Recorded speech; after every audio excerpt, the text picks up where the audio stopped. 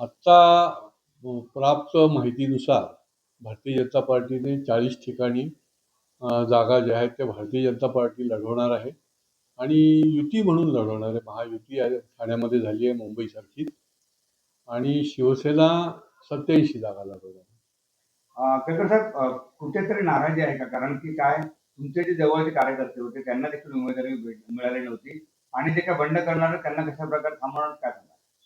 नाही, नाराजी तर आहेच ना, कारण भारतीय जनता पार्टीने स्वतंत्रपणे लढावं अशा प्रकारची कार्यकर्त्यांची भूमिका होती, इच्छा होती, आणि त्या पद्धतीने सगळ्या मंडळींनी काम देखील उभं केलं होतं. नाहीतर एवढे 550-600 अर्ज जे आहेत ते आले नसते.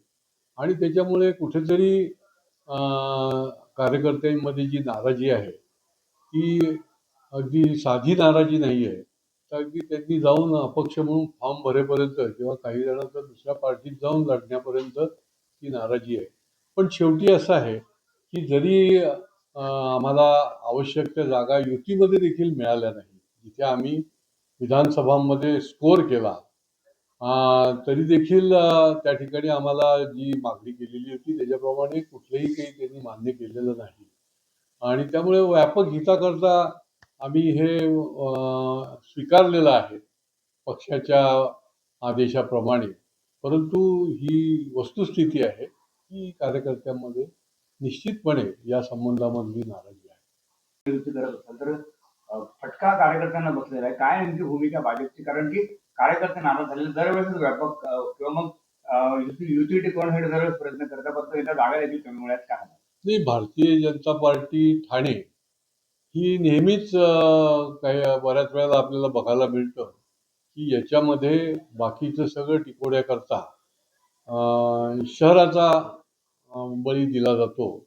कारण की या जिल्ह्याने देखील एवढ्या जागा निवडून आणलेल्या आहेत, सर्वात जास्ती जागा निवडून आणलेल्या आहेत. पण तरी देखील या ठिकाणी या शहरामध्ये किंवा या जिल्ह्यामध्ये माननीय शिवसेनेचे, शिंदे सेनेचे प्रमुख एकनाथ शिंदे साहेब या ठिकाणी आहेत, राहतात, आणि त्याच्यामुळे देखील इथे युती व्हावी हा त्यांचा आग्रह असणं हे जरी स्वाभाविक असलं तरी त्याला एक प्रकारचं काही कमी काही जास्त करून भारतीय जनता पार्टीला देखील त्यांनी योग्य पद्धतीने सन्मान द्यायला पाहिजे होता. पण आवश्यक त्या आम्ही ज्या ज्या जागा सांगितल्या होत्या त्याच्यामध्ये कुठेही काही फार मोठा आम्हाला दिल्या गेल्या नाही. पण म्हणूनच मी म्हटलं की व्यापक हिताकरता आम्ही 40 जागांवरती तुम्ही म्हणजे समाधानी आहात?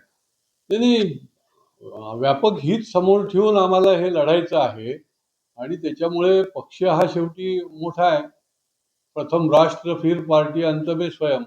आणि त्याच्यामुळे कार्यकर्त्यांना आम्ही हेच सांगतो की आपल्याला व्यापक हित आहे, राष्ट्रहित आणि पक्षहित आपलं नेतृत्व. युती करत असाल तर फटका कार्यकर्त्यांना बसलेला आहे. काय नेमकी भूमिका भाजपची? कारण की कार्यकर्ते नाराज झालेले दरवेळेस व्यापक किंवा मग युती टिकवण्यासाठी दरवेळेस प्रयत्न करतात, फक्त एकदा जागा देखील कमी मिळाल्यात, काय सांगा? नाही, भारतीय जनता पार्टी ठाणे ही नेहमीच काही बऱ्याच वेळेला आपल्याला बघायला मिळतं की याच्यामध्ये बाकीचं सगळं टिकवण्याकरता शहराचा बळी दिला जातो.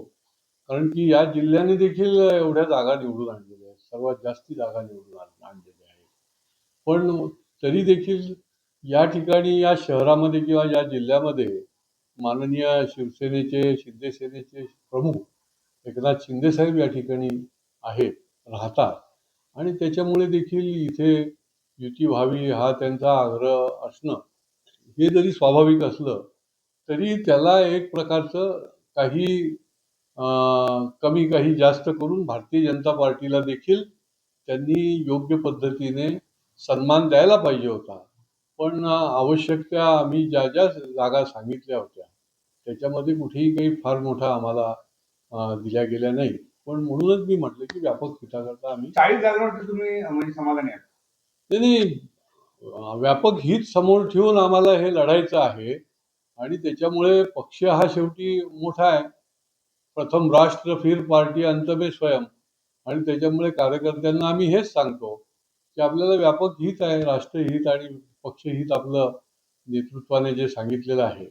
आणि त्याच्यामुळे कार्यकर्ते देखील नाराज आहेत. परंतु त्यांची मोठ्या प्रमाणामध्ये आम्ही फॉर्म भरायच्या आधीपासूनच त्यांची नाराजी दूर केलेली आहे, त्यांचा राग दूर केलेला आहे. तरी देखील अजूनही जे लोकांनी कुठे कुठे भरलेले ते अजून आमच्यापर्यंत पोहोचलेलं नाही. तर त्यांची ही नाराजी दूर करण्याचा आम्ही प्रयत्न करू. संदर्भ करण्यासाठी काय नेमकं प्रदेशकडनं किंवा मग अंतर्गत तुम्ही बैठक घेऊन काय ठरवणार आहात? नाही, आमचे जवळचे लांबचे नाही, जो जो पार्टीचा कार्यकर्ता आहे तो आमचा जवळचाच असतो. आणि त्याच्यामुळे पुढच्या काळामध्ये योग्य ते काय करता येईल त्याचा निर्णय देखील पार्टी घेईल. प्रदेश बरोबर काय बोलणार आहात का? कारण की खूपच ठिकाणी बंडखोरी झाली, सर्वांनीच अपक्ष अर्ज भरलेले आहेत.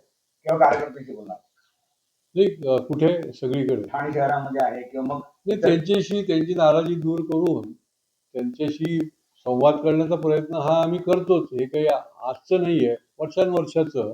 अशा प्रकारच्या ज्या वेळेला स्थानिक स्वराज्य संस्थेच्या निवडणुका होतात त्यावेळेला अनेक वेळेला ह्या प्रकारचं आपल्याला बघायला मिळतं.